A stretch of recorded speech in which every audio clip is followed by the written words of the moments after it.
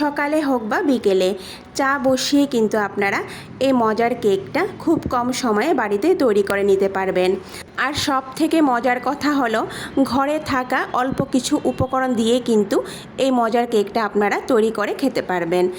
আর এই কেকটা এতটা সফট হয় যে মুখে দিলেই মিলিয়ে যায়। বাচ্চাদের স্কুলের টিফিনেও এই কেকটা খুব কম সময়ের মধ্যে আপনারা তৈরি করে দিতে পারবেন। রাধে কৃষ্ণ বন্ধুরা, আমি টুলটুল, আর এই টুলটুলের রান্নাঘরে আপনাদের সবাইকে স্বাগত। তাহলে চলুন এই কেকটা আমি কি করে তৈরি করছি দেখে নেওয়া যাক। সবার প্রথম আমি এখানে একটা বাটি নিয়ে নেব, আর এই বাটি দিয়ে কিন্তু আমি সমস্ত উপকরণ মেপে দেব।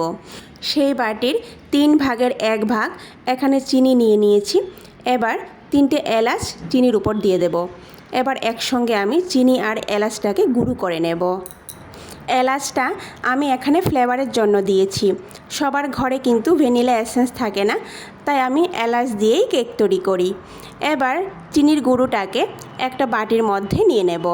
তারপর সেই বাটির 3 ভাগের 1 ভাগ রিফাইন্ড অয়েল মানে সাদা তেল দিয়ে দেব।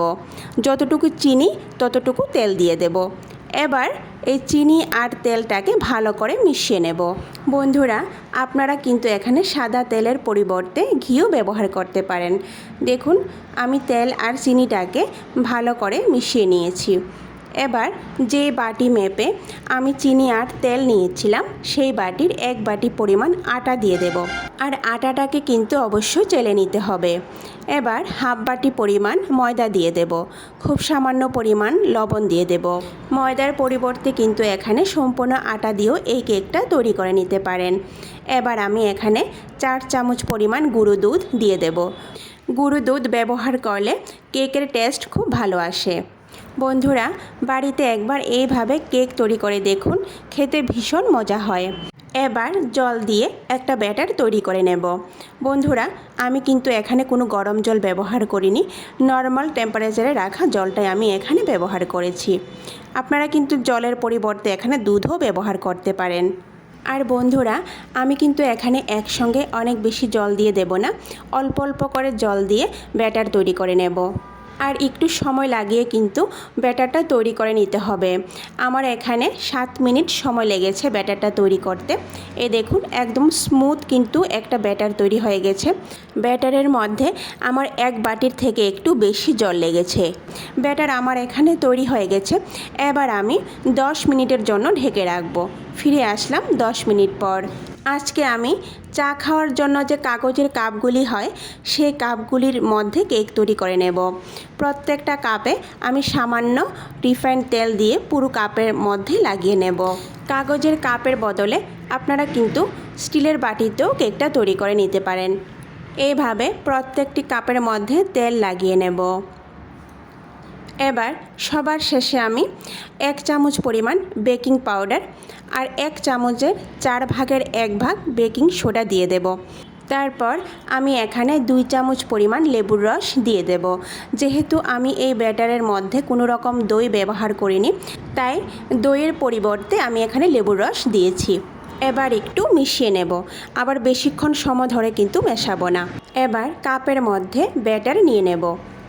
একদম কাপ ভর্তি করে কিন্তু ব্যাটার দিয়ে দেব না, অর্ধেক কাপ আমি ফাঁকা রাখবো। এইভাবে সবগুলো কাপের মধ্যে আমি ব্যাটার নিয়ে নেব। আর বন্ধুরা, ব্যাটার কিন্তু একটু ঘন হবে। আপনারা এর ঘনত্বটা নিশ্চয়ই দেখে বুঝতে পারছেন। আমি এখানে 6টা কাপ নিয়েছিলাম। 6টা কাপের মধ্যে ব্যাটার দিয়ে একটু ব্যাটার আমার এখানে রয়ে গিয়েছিল। তারপর আরও 2টা কাপের মধ্যে আমি ব্যাটার নিয়ে নিয়েছি। এবার চুলায় একটা প্যান বসিয়ে প্যানটাকে 5 মিনিটের জন্য প্রিহিট করে নিয়েছিলাম। এবার একটা স্টিলের প্লেটের মধ্যে 4টা কাপ নিয়ে প্যানের মধ্যে বসিয়ে দেব। প্যানের মধ্যে কিন্তু কোনো রকম বালি বা লবণ দেওয়ার কোনো প্রয়োজন নেই। এবার কম আঁচে 30 মিনিটের জন্য ঢেকে রাখবো। আর ঢাকনার ছিদ্রটার মধ্যে একটা লং দিয়ে দেব। ফিরে আসলাম 30 মিনিট পর। দেখুন, কেকটা ফুলে একদম ডাবল হয়ে গেছে। এখন এই কেকগুলিকে নামিয়ে ঠান্ডা করে নেব। খুব সহজেই দেখবেন কাপ থেকে খুলে আসছে ঠান্ডা হওয়ার পর। এই দেখুন, খুব সহজেই কাপ থেকে খুলে আসছে। এখনও ভালো করে ঠান্ডাও হয়নি, হালকা গরম আছে। তো বন্ধুরা, তৈরি হয়ে গেল আমাদের মিনি কেক। ভিডিওটি সম্পূর্ণ দেখার অনুরোধ রইল।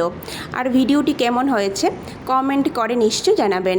ভিডিওটি যদি ভালো লেগে থাকে তাহলে সবার শেষে লাইক, শেয়ার আর সাবস্ক্রাইব করে দেবেন। নমস্কার, আজকে এই পর্যন্তই। কথা হবে আবারও পরের ভিডিওতে।